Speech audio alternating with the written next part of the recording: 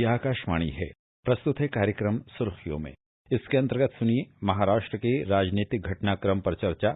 इसमें भाग ले रहे हैं राजनीतिक विश्लेषक गौरीशंकर और आकाशवाणी संवाददाता कमल कुमार प्रजापति। शिवसेना, कांग्रेस और एनसीपी की उद्धव ठाकरे के नेतृत्व वाली महाविकास अघाड़ी सरकार 2019 से सत्ता में आने के बाद से सबसे बड़े गंभीर संकट का सामना कर रही है। वरिष्ठ शिवसेना नेता और राज्य के कैबिनेट मंत्री एकनाथ शिंदे ने उद्धव ठाकरे के नेतृत्व के खिलाफ बगावत करते हुए शिवसेना के कुल 55 विधायकों में से ज्यादातर विधायकों के समर्थन का दावा किया है। वे कल विधायकों को लेकर सूरत चले गए और आज सुबह वे विधायकों के साथ सूरत से गुवाहाटी पहुंचे। और उधर हम देखें तो उद्धव ठाकरे के समर्थक शिवसेना विधायकों को किसी दबाव से बचाने के लिए मुंबई के एक होटल में पहुंचे। तो दिन भर इस तरह से हम देख सकते हैं कि पूरे महाराष्ट्र में राजनीतिक समीकरणों का सिलसिला चलता रहा, जो बैठकें हैं उनका सिलसिला चलता रहा और आज शाम ही एकनाथ शिंदे ने शिवसेना पर अपना दावा किया और दूसरी ओर उद्धव ठाकरे ने जनता के साथ संवाद किया फेसबुक लाइव के जरिए। तो इस पूरे समीकरण पर चर्चा करने के लिए हम कार्यक्रम में जोड़ रहे हैं अपने साथ राजनीतिक विश्लेषक गौरीशंकर घले को। गौरीशंकर जी, आपका स्वागत। धन्यवाद। तो सबसे पहले हम राजनीतिक अस्थिरता को समझना चाहेंगे आपसे कि जो महाराष्ट्र में इस वक्त समीकरण बन रहे हैं, आप इस पूरे राजनीतिक घटनाक्रम को कैसे देखते हैं? क्या टिप्पणी है आपकी? अभी स्थिति ऐसी है कि ये शिवसेना मतलब बाला साहब ठाकरे जी के बाद में ये सबसे गहरा संकट शिवसेना के सामने खड़ा हुआ है और उसका जो परिणाम है वो महाविकास आघाड़ी पर भी गिरने वाला है। अभी जो एकनाथ शिंदे जी ने जो अपना स्टैंड लिया है वो ये है कि हम जिस विचारधारा से थे, बाला साहब ठाकरे का जो विचारधारा था उसके खिलाफ जाकर कांग्रेस और राष्ट्रवादी से जुड़े हैं और उसकी वजह से एक वैचारिक मतभेद और संकट खड़ा हुआ है। और पिछले 2.5 सालों में जो करप्शन के चार्जेस इस सरकार पे लगे हैं उसकी वजह से शिवसेना की छवि खराब हो रही। ये पूरे 2.5 साल में एक समस्या बार बार आती थी कि सरकार में सारे जो लाभ है, जो सारे सत्ता के लाभ है वो राष्ट्रवादी ले रही है और उसकी वजह से शिवसेना के जो आमदार हैं, एमएलए हैं, उनको निधि नहीं मिल रहा, उनको फंड अलॉट नहीं किए जा रहे। तो आज ये स्थिति अब खुलकर पहली बार एकनाथ शिंदे ने बगावत कर दी है और ये इसलिए बड़ी है कि 55 विधायक आज शिवसेना का है, उसमें से 34 आज एकनाथ शिंदे जी के साथ। तो एक पार्टी के सामने समस्या है और उसकी वजह से महाविकास आघाड़ी के सामने भी अस्तित्व का प्रश्न आज उभर के सामने आया है। घले साहब, 2019 में महाराष्ट्र विधानसभा चुनाव के दौरान सरकार के गठन पर एक अस्थिरता का वातावरण देखने को मिला था और जहां भाजपा की ओर से सरकार गठन की दावेदारी हो रही थी और दूसरी ओर हमने देखा कि शिवसेना सहित कांग्रेस, एनसीपी का गठबंधन बनकर सत्ता पर काबिज हुआ। तो इस घटनाक्रम के पीछे जो इन दिनों चला है, क्या 2019 की जो राजनीतिक अस्थिरता थी उस पृष्ठभूमि ने भी काम किया है? क्या कहेंगे आप इस पर?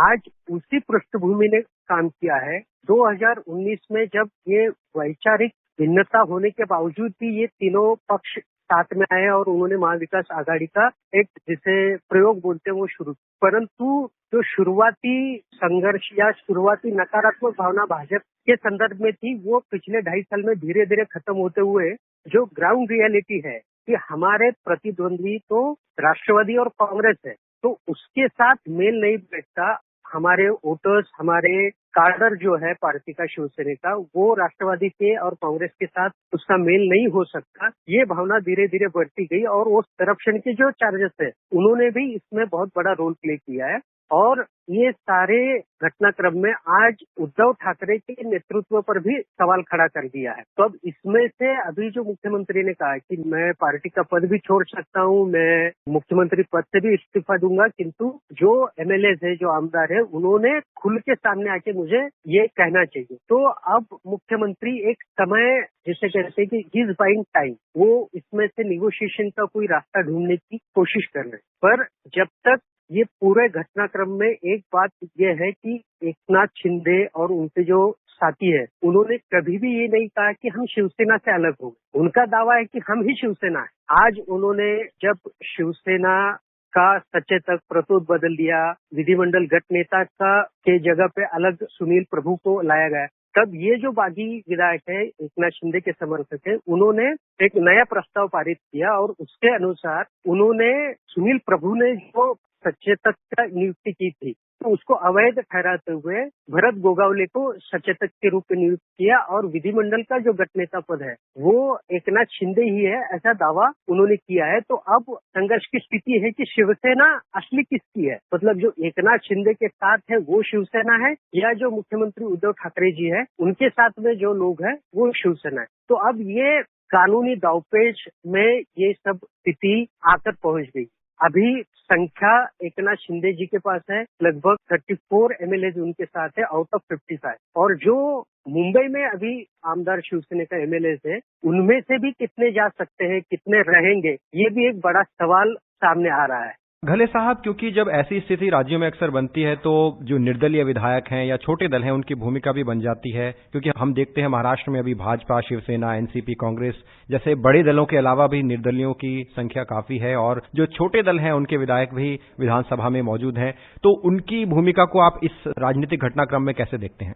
ये अभी निर्दलीय और छोटे दलों के जो विधायक है उनकी संख्या 29 है।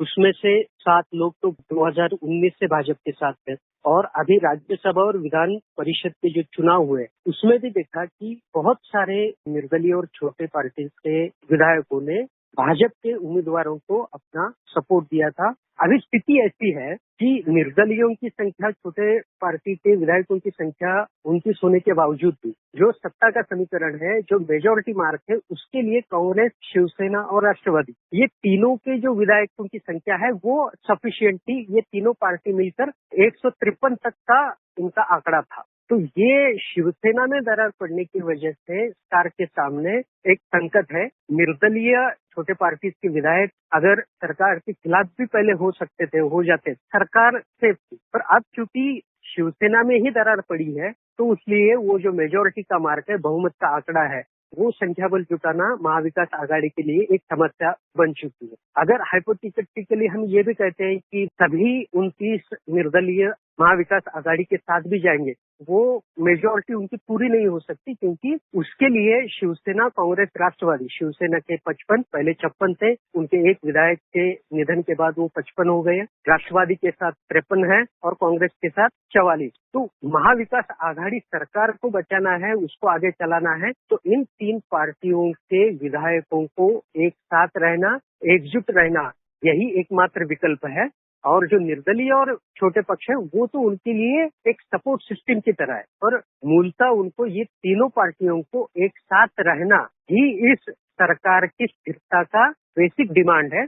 और शिवसेना में ही दरार पड़ गई, शिवसेना में ही 2 गुट हो गए, इस वजह से सरकार की स्थिरता पर बड़ा सवाल है। निर्दलीय हमेशा ऐसा देखा जाता है कि जब भी वो सत्ता की तरफ जाते हैं, आज महाविकास आघाड़ी में शिवसेना में दरार पड़ी है, तो स्थिति ऐसी है कि अगर कल आने वाले समय में विधानमंडल में अपना बहुमत सिद्ध करने की स्थिति आ जाए तो ये निर्दलीय भाजपा के साथ भी जाने की संभावना है।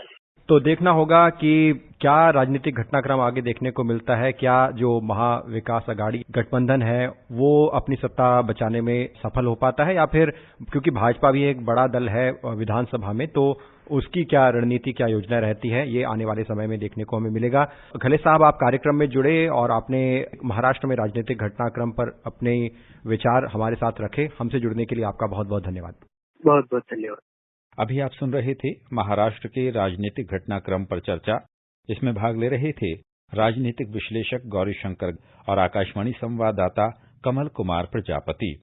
ये कार्यक्रम आकाशवाणी के समाचार सेवा प्रभाग द्वारा प्रस्तुत किया गया। इसे आप हमारे mobile app news on AIR और YouTube channel news on AIR official पर भी सुन सकते हैं। इस कार्यक्रम के संबंध में अपनी प्रतिक्रिया आप हमें ईमेल कर सकते हैं। पता है AIRNCDTalks@gmail.com। ये कार्यक्रम फिर से सुनने के लिए लॉग ऑन करें हमारी वेबसाइट newsonair.nic.in।